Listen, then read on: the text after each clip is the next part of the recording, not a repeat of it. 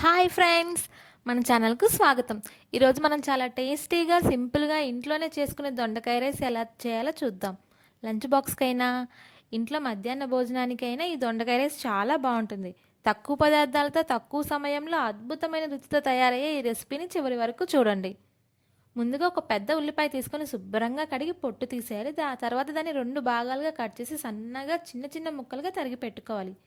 ఉల్లిపాయ ఎంత సన్నగా కట్ చేసుకుంటే అంత బాగా వేగి రైస్కి మంచి రుచి ఇస్తుంది.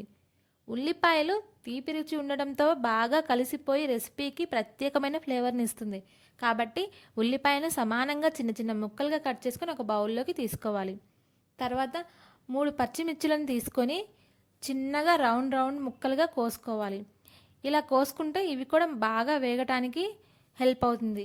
అందుకే చిన్న చిన్న ముక్కలుగా కట్ చేసుకొని వీటిని కూడా పక్కన పెట్టుకోవాలి.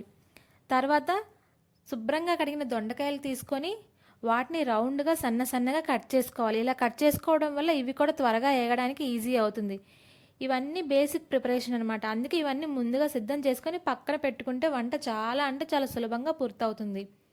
తర్వాత మనం స్టవ్ ఆన్ చేసి ఒక కడాయి పెట్టుకొని కడాయి వేడయ్యాక 2 టేబుల్ స్పూన్ల నూనె వేసుకోవాలి. నూనె బాగా వేడెక్కిన తర్వాత ముందుగా కట్ చేసి పెట్టుకున్న దొండకాయ ముక్కలను ఈ కడాయిలో వేసుకోవాలి. దొండకాయలను ముందుగా ఫ్రై చేయడం వల్ల వాటి రుచి ఇంకా బాగా వస్తుంది.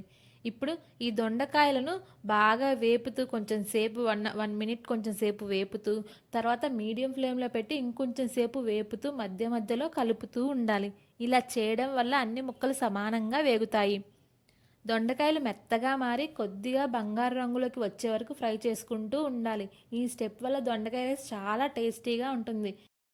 చూసారుగా దొండకాయలు ఎంత మంచిగా వేగాయో. చూడండి, బంగారు రంగులోకి కూడా వచ్చాయి.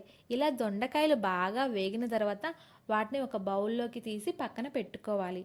ఇప్పుడు ఇదే కడాయిలో ఉన్న నూనెలోనే తాలింపుకి మనం సిద్ధం చేసుకోవాలి.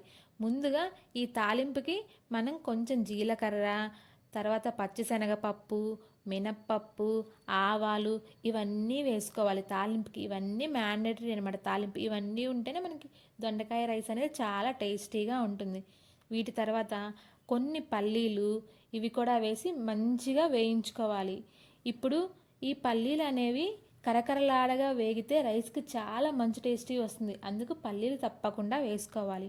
ఈ పల్లీలు కొంచెం మంచిగా వేగిన తర్వాత ఇప్పుడు కట్ చేసి పెట్టుకున్న పచ్చిమిర్చి ముక్కలు కూడా వేసుకోవాలి. పచ్చిమిర్చీలు నూనెలో వేగుతుండగా వచ్చే సువాసన చాలా బాగుంటుంది. 1 నిమిషం పాటు వేయించిన తర్వాత కట్ చేసి పెట్టుకున్న ఉల్లిపాయల ముక్కలు కూడా వేసుకోవాలి. ఈ ఆనియన్స్ త్వరగా మెత్తబడి మంచిగా వేగాలంటే మనం ముందుగానే రుచికి సరిపడా ఉప్పు ఇందులో వేసుకోవాలి. ఈ ఉప్పు వేసుకున్న తర్వాత వీటన్నింటిని మళ్ళీ ఇంకోసారి కలబెట్టుకోవాలి.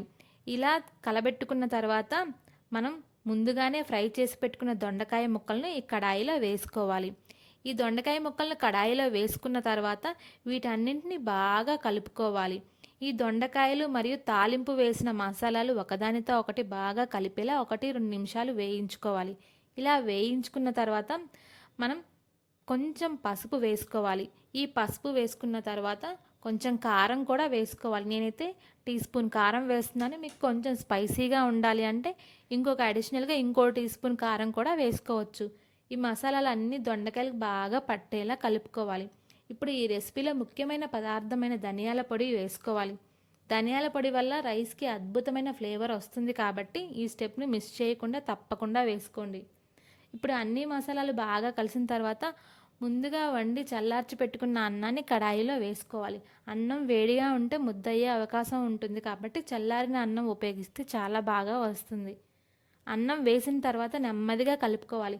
దొండకాయ మసాలా మిశ్రమం అన్నానికి అన్ని వైపులా సమానంగా పట్టేలా జాగ్రత్తగా కలపాలి. ఇలా కడుపుతున్నప్పుడు అన్నం విరిగిపోకుండా చూసుకోవాలి. ఇప్పుడు 1 నిమిషం పాటు తక్కువ మంటపై అలాగే ఉంచుకోవాలి. దీంతో అన్నంలోకి అన్ని రుచులు బాగా చేరుతాయి. కడాయిలో నుంచి వచ్చే సువాసన చూస్తేనే తినాలని అనిపిస్తుంది.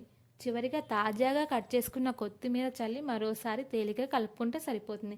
కొత్తిమీర వల్ల రైస్కి మంచి ఫ్రెష్ ఫ్లేవర్ వస్తుంది. అంతే ఫ్రెండ్స్, ఎంతో రుచికరమైన సింపుల్ మరియు హెల్దీ దొండకాయ రైస్ రెడీ అయిపోయింది. వీడియో నచ్చితే లైక్ చేయండి, షేర్ చేయండి, సబ్స్క్రైబ్ చేయడం మర్చిపోవద్దు.